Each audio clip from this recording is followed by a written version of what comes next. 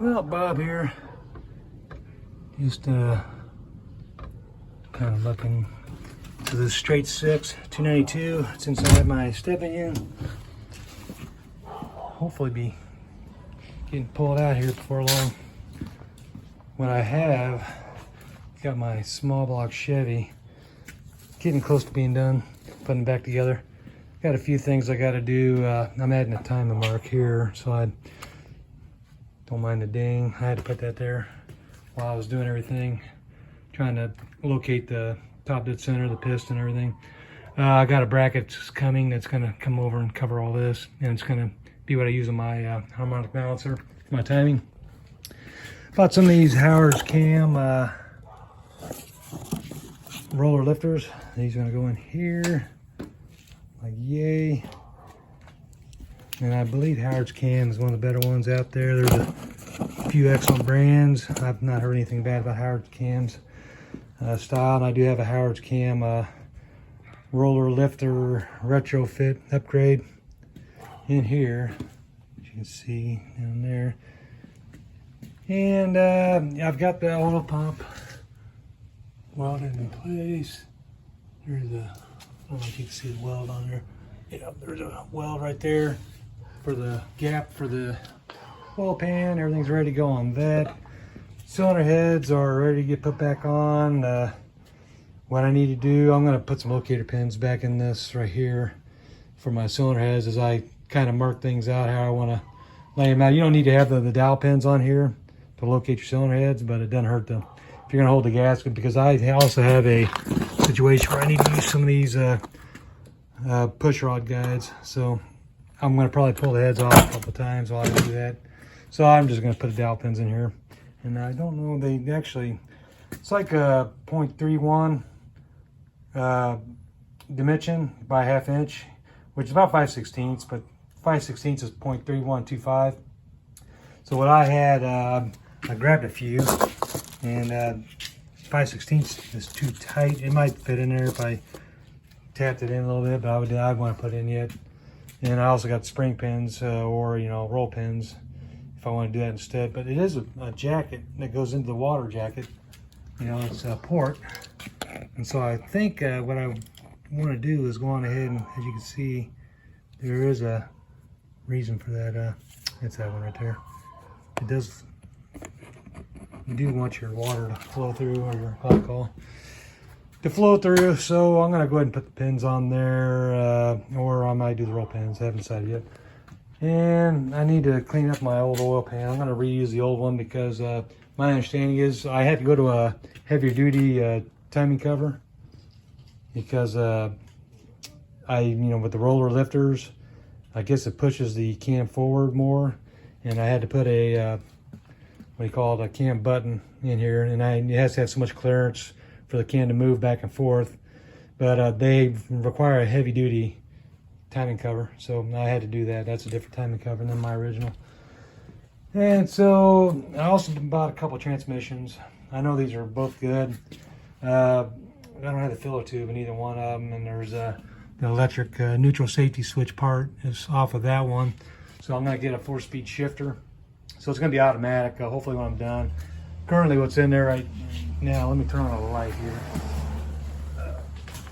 I have a SM465, and don't mind the mess. My in-laws, we had to put them in a nursing home. They had a bunch of health issues. So my garage is just full of their stuff and mine. But anyways, yeah, so I got TH400. It doesn't have the overdrive, which is the problem I'm having with the SM465 that's currently in there. It's a stick shift, and I need something that has an overdrive gear or a highway gear anyways. And so with that not having overdrive, it's like over $1,000 to buy that with an overdrive, or you can buy the overdrive kit, which is over $1,000 anyways.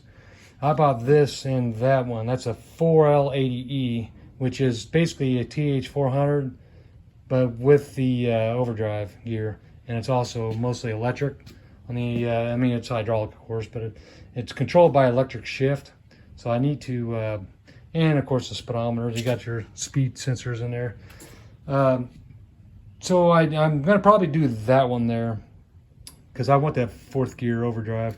But you know, the different things I've seen like on eBay, they got shifter kits where it can be an automatic, but you got to manually shift it. You just won't use a clutch. And I'm not sure if it uses a speed sensor. I'll see if I can post a picture somewhere on here, or maybe right here, where it shows that.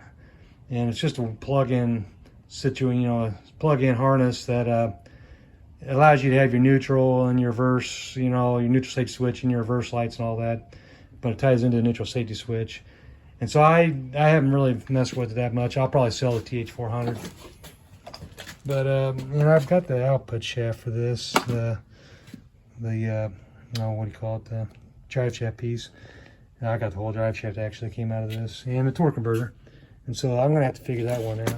The other one that I'm gonna get rid of is this SM465. Don't mind me trying to navigate everything here. So I'm selling that.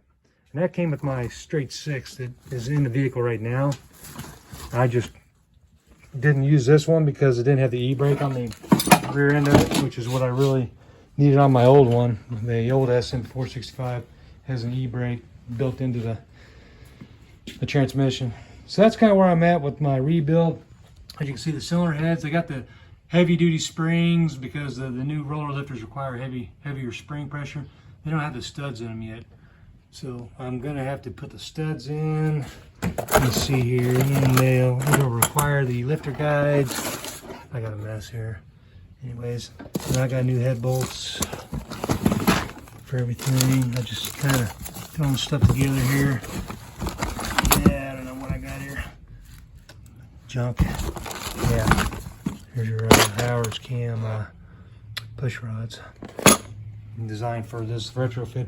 Now, the reason I went with the retrofit is I wanted roller lifters. I didn't want flat tappet lifters, and because that's what wiped out my cam last time. Now, I know that even with roller lifters, you're supposed to do a break-in, so I'm going to still follow the procedure you would for a flat tappet.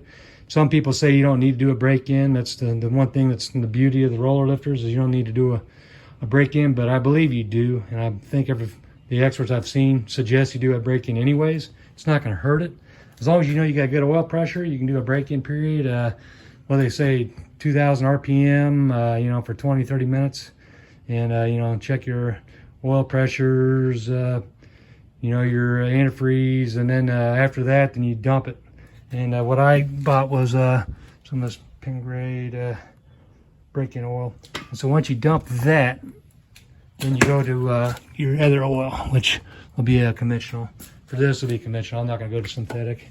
Not on this. There's no reason to. And the builder told me, don't worry about using synthetic. You still want the high zinc stuff in these older engines, where the newer ones don't require as much. But I'm going to, you know, the high zinc isn't going to hurt anything on this because I don't have a catalytic converter, which is the only issue with the synthetic oils nowadays that are hard on the catalytic converters, or in the oil that is not synthetic. The conventional oils are hard on catalytic converters, no 2 sensors. That's why they recommend using synthetic, and it has lower zinc volume in it, content. So that's what I'm doing with that. So anyways, that's where I'm at with this. And like I said, I've got this part is all easy. Once I put it back together, I can even just go on ahead and put it back in with my SM465. It's already in the vehicle because that's what it came with. But I plan on using the transmission right there.